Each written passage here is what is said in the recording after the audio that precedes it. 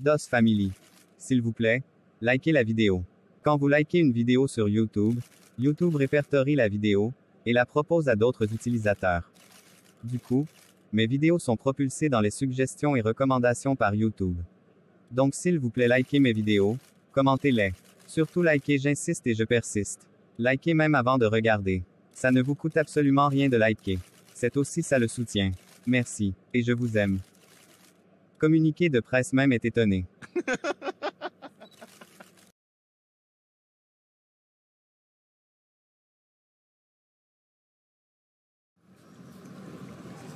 Après cette petite réunion, Béatrice se leva, et regagna sa chambre, avec le cœur meurtri.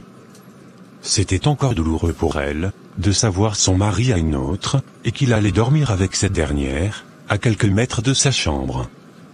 Avant de se coucher, elle prit sa Bible pour prier, demander au Seigneur de lui donner la force, le courage, et la persévérance de tenir debout dans ce foyer, et de ne pas perdre l'amour de son mari. Elle demanda également au Dieu Tout-Puissant, de la protéger contre toute action maléfique, proférée par sa coépouse. De l'autre côté de la maison, Jean-Bernard se dévêtissait, sous le regard d'Andrea, qui avait plutôt les idées ailleurs. Tu penses à quoi? Je me demande si je vais m'en sortir dans cette maison, entre ta mère et Béatrice. Et moi qui pensais que ta mère m'aimait. Elle cachait bien son jeu. Mais pourquoi tu dis ça? Ma mère t'aime beaucoup. Elle a juste des réactions décalées. Tu devrais le savoir. Mais ça n'a rien de méchant. En plus même ne t'inquiète pas pour ça. Elle va partir d'ici quelques jours. Et Béatrice? Je dirais la même chose. Mais contrairement à ta mère, elle ne va pas partir. Je vais supporter son regard maléfique, qui veut dire que je ne suis pas la bienvenue? Tu vas rester là à ruminer, au lieu de venir m'aider? Allons sous la douche, et laissons les interrogations pour demain. Andrea ne se fit pas prier. Après cette journée épuisante, un bon bain accompagné de son homme, était plus que nécessaire. Elle le suivit sous la douche, oubliant ses craintes, face à sa nouvelle vie.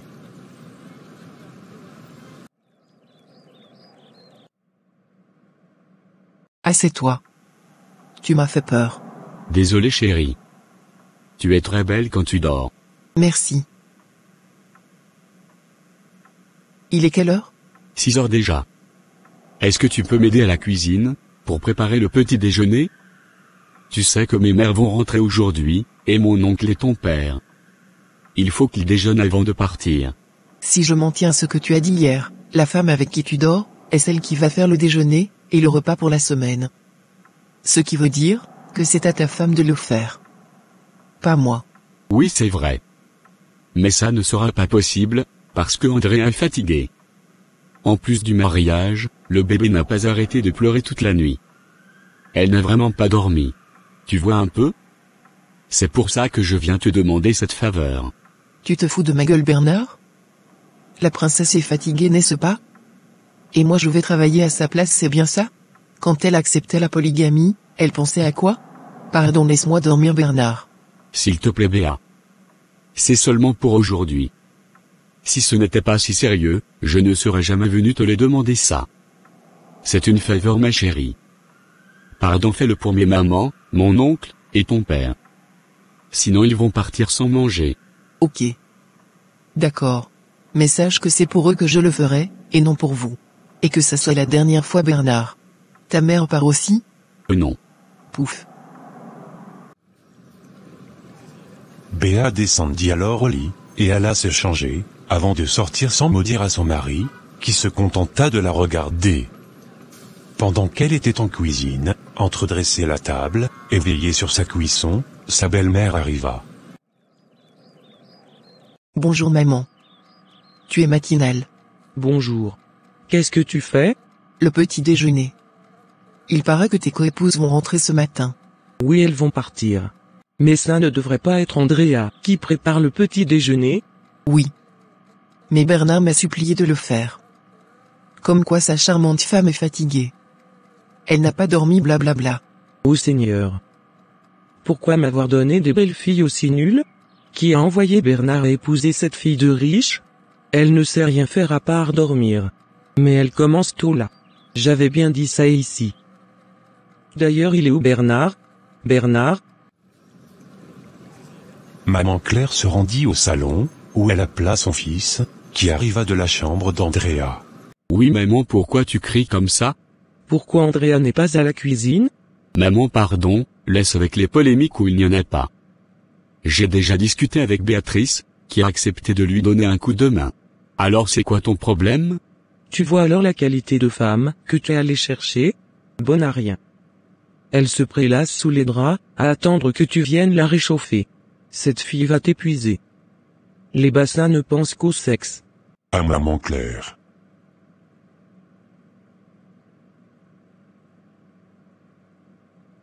Tu parles trop clair. Calme-toi un peu. Je ne me calme pas. Mon fils est aveuglé.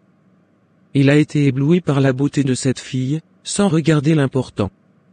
L'intelligence. Parce que si elle était au moins intelligente, elle serait en train de préparer, au lieu de dormir. Si Béatrice ne trouve pas d'inconvénient à préparer, je ne vois pas où est le problème Claire. Maman Claire continua de vociférer, en allant dans sa chambre. Papa Jean s'était déjà levé. Sachant déjà la raison de l'attention de sa belle-sœur, il préféra rester à l'écart. Quelques minutes après, tout le monde était déjà debout, et installé au salon. Les coépouses de maman Claire étaient assises à table, et discutaient avec leur reine-mère, qui n'avait pas encore digéré la petite boulette d'Andrea. Quant à cette dernière, elle venait également de se lever. Elle avait pris sa douche, avant de sortir. Sa surprise fut grande, lorsqu'elle vit tout le monde debout jusqu'aux enfants, et la table garnie de petits déjeuners. Bonjour à tous. Ah voilà notre femme qui est debout. Comment tu dormis ma fille? Pas très bien. Ton petit-fils a beaucoup dérangé. Oh j'espère qu'il n'est pas malade. Non, je ne pense pas. Tellement que tu as dormi, que tu as oublié de préparer le petit déjeuner. Tu crois que ça s'est préparé seul? Je suis désolée maman. Je n'ai pas vu le temps passer. Ce n'est pas grave chérie. Viens t'asseoir déjeuner. Tu en as besoin. Andrea était très gênée. Le regard de sa belle-mère l'a déstabilisée. S'asseoir était donc une mauvaise idée. Elle remercia son mari, et fila à la cuisine, où elle trouva Béatrice, qui faisait le nettoyage. Bonjour Béa. C'est Béatrice. Bonjour. Ok. Je te remercie d'avoir préparé le petit déjeuner. Je n'étais pas en forme. Le bébé a beaucoup pleuré. Je l'ai fait pour les parents, et non pour t'aider. Maintenant si tu permets, je vais arranger leur sac de provisions.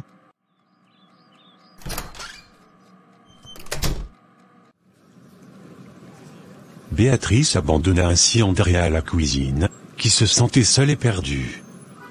Jean-Bernard, sachant sa femme désemparée, se rendit à la cuisine. Il la trouva assise, avec les mains qui soutenaient sa tête, telle une veuve. Chérie, qu'est-ce qu'il y a? Tu en fais une tête là. Allez viens déjeuner, avant que les enfants ne se réveillent. Le premier jour, je montre déjà une mauvaise image de moi.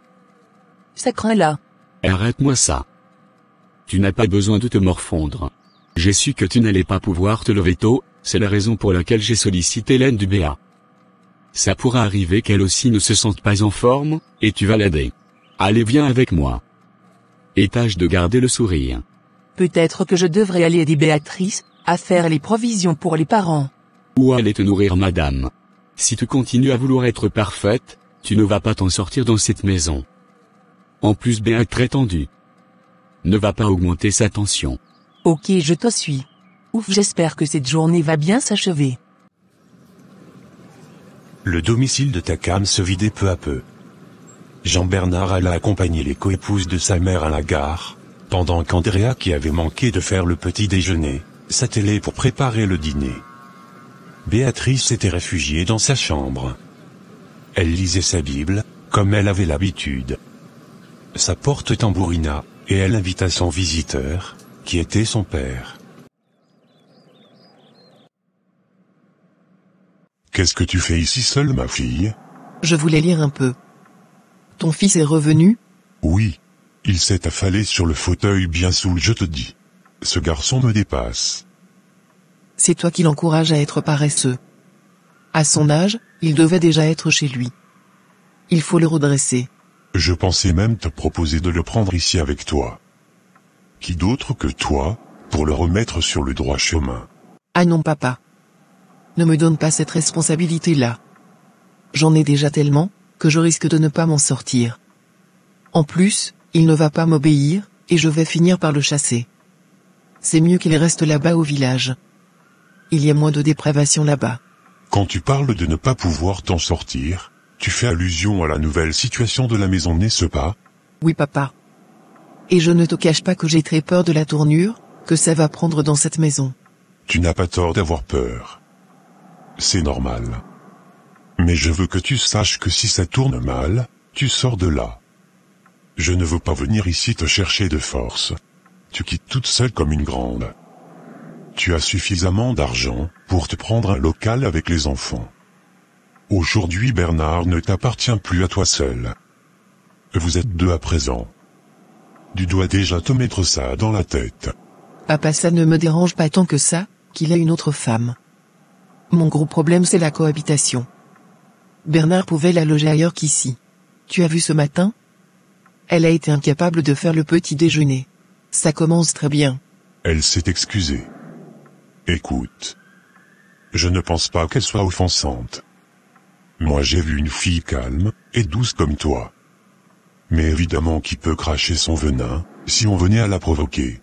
Je pense que vous pourrez vous entendre, si vous avez la volonté. De toutes les façons, tant que tu n'es pas persécuté, moi je serai tranquille. Comment ne le serais-je pas, avec en plus ma belle-mère? Si les deux là se lient contre moi, j'ai chaud papa. Ta belle-mère n'aime personne à part son fils. Donc ne t'inquiète même pas pour ça. Bon, je vais partir. Ok. Je te donne le sac de maman. Je lui ai mis beaucoup de provisions. Elle sera contente. Père et fille sortirent ensuite de la chambre. Bernard venait de rentrer. Il surprit son beau-père avec son petit sac, prêt à partir. Papa, tu t'en vas déjà?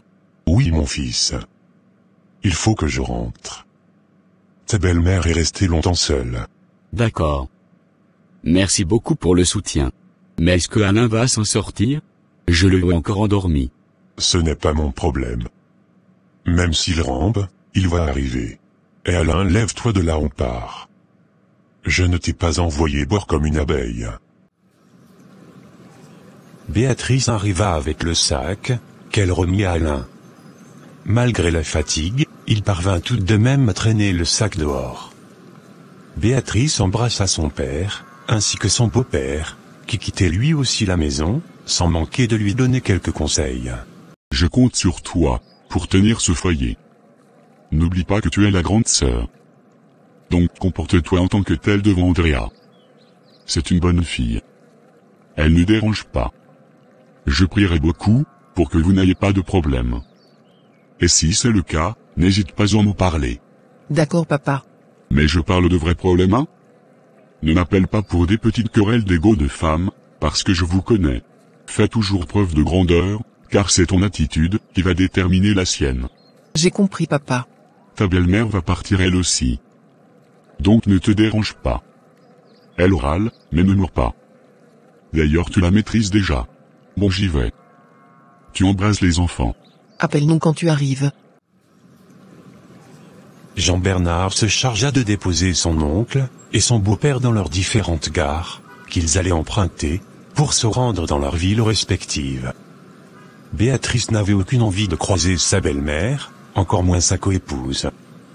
Elle retourna alors se réfugier dans sa chambre. Entre-temps, Andrea, qui préparait le dîner, se faisait accompagner par sa belle-mère, qui n'arrêtait pas de lui donner des ordres, comme si elle ne savait pas ce qu'elle était en train de faire. C'était épuisant pour la jeune fille, qui se sentait déjà étouffée, et ne pouvait plus préparer le repas convenablement, tel qu'elle avait apprise. Elle pria intérieurement, que sa belle-mère rentre également chez elle, et les laisse gérer leur foyer tout seul. Après quelques heures, Papa Martin arriva chez lui à Obala. Alain entra en cascade, et se rendit directement dans sa chambre, sous le regard étonné de sa mère. Je sais qu'il y a encore beaucoup parmi vous, qui n'ont pas encore liké notre vidéo. Alors faites-le dès maintenant. N'oubliez pas aussi de commenter, et partager la vidéo s'il vous plaît. La vidéo peut maintenant continuer. Merci. Je vous envoie de gros bisous. Bonne arrivée mon mari. Merci. Alain a quel problème? Il ne m'a même pas salué. La fatigue et le sommeil, ajoutés à la gueule de bois. Ton fils a terriblement bu lors du mariage. Ok, je vois. Ça veut dire que ça s'est bien passé alors. Tout s'est bien passé. Ta fille a fait preuve de grandeur. Elle a assisté à tout, sans broncher. Je peux même te dire qu'elle a donné son accord indirectement, lors de la cérémonie de la dot. Mais au fond, elle n'est pas très satisfaite. Le fait que sa coépouse vit dans la même maison qu'elle, la dérange beaucoup. Mais avec le temps, elle va s'habituer. Cette histoire me dépasse. Je vais voir où ce mariage va arriver. Si ça va même tenir une année. Le jour où ma fille pleure seulement le mal de tête, je vais atterrir là-bas en cascade. Ne dessine pas le diable au mur. Il n'y aura rien de ce genre. Sa coépouse m'a l'air très posée. C'est ce qu'on pensait de la coépouse de ma petite sœur. Toi-même tu as vu les niveaux de sorcellerie qu'elle a débloqués. En tout cas, prions pour notre fille. C'est tout. Je vais un peu m'allonger. J'ai mal au dos. Papa Martin se leva en soutenant son dos avec ses mains, et se rendit dans la chambre. Sa femme était un peu contrariée, et avait envie de discuter avec sa fille. Elle l'appela donc. Oui maman? Bonjour ma fille. Tu vas bien? Oui ça va. Papa est arrivé? Oui il vient d'entrer. Il est allé se reposer. Ah d'accord. Tu as vu le sac de nourriture que je t'ai envoyé? Non. Mais je pense que c'est ce qu'ils ont abandonné à la porte. Merci ma fille. Je vais aller regarder. Sinon comment ça se passe là-bas? Ton père ne m'a pas dit grande chose. Ah maman je supporte beaucoup je te dis. Et ma belle-mère qui n'arrête pas de hurler. Cette femme est très nuisible. Figure-toi que c'est la nouvelle femme qui devait faire le petit déjeuner ce matin. Mais Bernard est venu me réveiller à 6 heures, me demandant de le faire à sa place, comme quoi la princesse Bassa est fatiguée. Tu entends ça maman? Elle commence tout hein? Je te dis maman. Je l'ai fait parce que les mamans de Bernard allaient manger, avant de partir, ainsi que son oncle. Sinon j'allais continuer à dormir. Elle est fatiguée et moi ça me fait quoi? Je lui ai dit que c'était la dernière fois. La fille peut lui avoir donné des médicaments. Je vais encore aller voir le féticheur, s'il peut regarder avec ses coris. Entre-temps ne l'approche pas. Reste loin d'elle. Encore heureuse que la maison soit vraiment grande. Ah oui hein. Bon je te laisse. Je vais arranger les affaires des enfants, pour l'école. Tu me les embrasses. Béatrice passait ses journées à la boutique, et ne rentrait qu'aux alentours de midi, lorsque ses enfants étaient revenus de l'école. Elle évitait sa coépouse, et cette dernière faisait de même. Ce matin, après avoir déposé ses enfants à l'école, elle était revenue à la maison. Sa belle-mère était à la cuisine, et fouillait le frigo. Je peux t'aider maman? Non ça va. Je veux préparer mon médicament. Ton mari te cherchait. Il est dans ta chambre. D'accord. Béatrice se rendit alors dans sa chambre, et trouva son mari qui s'habillait. Ah chérie tu es là. J'ai besoin que tu ramasses les vêtements que j'ai triés, pour les apporter chez Andrea. C'est fatigant de venir ici m'habiller tout le temps, alors que je peux diviser mes vêtements. Toi-même va les déposer là-bas. Je n'entre pas chez elle, et elle n'entre pas chez moi. C'est encore quel comportement ça? Je te demande juste d'apporter mes vêtements dans sa chambre. Il y a quoi de mystique là-dedans? Je te dis que je ne le ferai pas. Comme tu as fini, porte-les toi-même, et va mettre là-bas en même temps. Est-ce que c'est difficile ça? Ça pèse? Tu es vraiment bizarre. Du n'importe quoi. Bernard s'énerva, et il sortit, en claquant la porte. Il alla dans la chambre d'Andrea, qui rangeait les vêtements de son fils.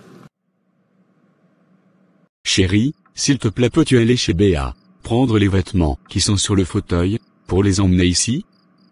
Ça va me permettre de ne plus aller m'habiller là-bas. Tu sors de là, non? Alors pourquoi tu n'es pas venu avec? Mais si tu vas chercher ça fait quoi? Je dois marcher avec les habits sur la tête, comme si je n'ai pas de femme? Je ne vais pas là-bas. Tu aurais dû venir en même temps avec ça. Je vais maintenant faire ton petit déjeuner, espérant que ta mère ait libéré la cuisine. Bernard était dépassé par ces femmes, qui se braquaient chacune, comme si elles s'étaient concertées. Ne voulant pas impliquer sa mère dans cette histoire, il se chargea lui-même de ramener les vêtements dans la chambre d'Andrea, et de les classer, avant d'aller déjeuner. C'était toujours étant nerveux, qu'il prit son petit déjeuner. Une façon de montrer à sa femme, qu'il n'était pas content. Andrea n'avait que faire de son état actuel. Si c'était à refaire, elle allait toujours refuser de mettre les pieds chez sa coépouse. Après qu'il soit sorti pour le travail, Béatrice était également sortie pour son magasin. Restée seule avec sa belle-mère, Andrea avait juste envie de créer un travail, pour elle aussi s'y rendre. Mais hélas, elle devait s'occuper de la maison, et de son fils. Sa belle-mère avait exigé des légumes au menu, ce qu'elle fit malgré elle. Tu n'as pas fini? Non, maman. Les légumes sont encore en train de bouillir. Mais tu es lente, hein? Ton fils a vidé son biberon. C'est un gourmand. J'espère que le second est déjà dans le ventre, parce que tu n'es pas venu ici te balader, comme Béatrice qui a seulement accouché 2 enfants. Nous avons besoin d'au moins 6 petits-fils. Et tu fais ces grimaces pourquoi? La prochaine fois que je viens ici, c'est pour porter le nouveau-né. Je te préviens. Ça veut dire que tu pars déjà? Je sais que ta coépouse et toi, voulez que je parte. Mais ne vous inquiétez pas. Je vais partir ce week-end. Ça ne me dérange pas que tu sois là. Au contraire, ça m'aide. Tu peux garder le bébé, pendant que je travaille. Sinon tu allais dire quoi? Dépêche-toi à la cuisine. Mon fils va rentrer bientôt. Ce fut ainsi, qu'Andrea finit la semaine, avec sa belle-mère derrière le dos. Elle pouvait maintenant souffler, car c'était la semaine de sa coépouse, qui s'annonçait dès lundi. Maman Claire donnait des instructions à ses belles-filles, qu'elle avait réunies au salon. Je vais partir. J'espère que vous avez écouté mes consignes. Je ne veux pas apprendre qu'une femme a fait ci, ou ça. Sinon je vais revenir, et ça serait pour 1 mois. Et je vais vous emmerder à un point, où vous allez déménager. Béatrice. Je te vois tourner les fesses ici, comme si tu ignorais que tu n'es plus seule. Ressaisis-toi, et collabore avec ta coépouse. Elle n'est pas ton ennemie. Bon, c'est tout ce que j'avais à vous dire. Si Bernard est prêt, on peut y aller. Tu fais bon voyage, maman. Merci ma fille. N'oublie pas ce que je t'ai dit. Fais-nous beaucoup d'enfants. Peut-être que l'héritier de mon fils va sortir de ton ventre. D'accord, maman. J'ai compris. Béatrice se leva, pour aller prendre le sac de sa belle-mère, et l'accompagna jusqu'à la voiture de son mari. Elle l'embrassa chaleureusement, avec la satisfaction de ne plus la voir chez elle. Fais-nous signe quand tu arrives. Merci ma fille. Les enfants vinrent l'embrasser, avant qu'elle ne parte. Béatrice retourna au salon. Elle s'allongea sur un fauteuil, avec sa fille qui ne la quittait pas d'une semelle. Qu'est-ce que tu veux, Joyce? Je veux porter le bébé, mais il dort. Et tu veux que je fasse comment? Que tu accouches pour moi. Béatrice sourit, et reconnut que depuis que le fils d'Andrea était dans cette maison, sa fille ne faisait plus rien d'autre que de le porter. Elle ne pouvait pas empêcher ses enfants de se rendre chez sa coépouse. Néanmoins, elle veillait à ce qu'il ne mange rien, sans lui avoir demandé au préalable. Andrea rendit visite à sa mère ce même matin. Cette dernière se trouvait dans son jardin, enlevant les mauvaises herbes de ses fleurs. Elle rejoignit sa mère, avec son fils dans sa poussette. Mais voilà mon petit Jordi. Comment il va? Il va bien, maman. Il s'habitue à sa nouvelle maison, et ses frères qui l'aiment beaucoup. Et toi? Tu t'es déjà habitué? À maman, la première semaine était un enfer, avec ma belle-mère tout le temps sur mon dos. Cette femme ne se fatigue pas de bavarder. Elle a trop d'énergie pour son âge. Elle ne dérange pas aussi ta coépouse? Bah si. Mais Béa sort le matin, et rentre dans l'après-midi. Donc toutes les matinées, j'étais avec elle. Ma belle-mère, je veux dire. Heureusement qu'elle est partie. Jusque-là, je ne suis pas satisfaite. Finalement tu n'iras plus en lune de miel? Pouf. Bernard n'en parle plus. Arnaud est là? Oui, il est au salon. Attends que je lave mes mains, pour prendre mon petit Jordi. Il est tout beau. Pour tout type de partenariat, et ou de publicité, veuillez me contacter au email suivant, ou par WhatsApp. Merci.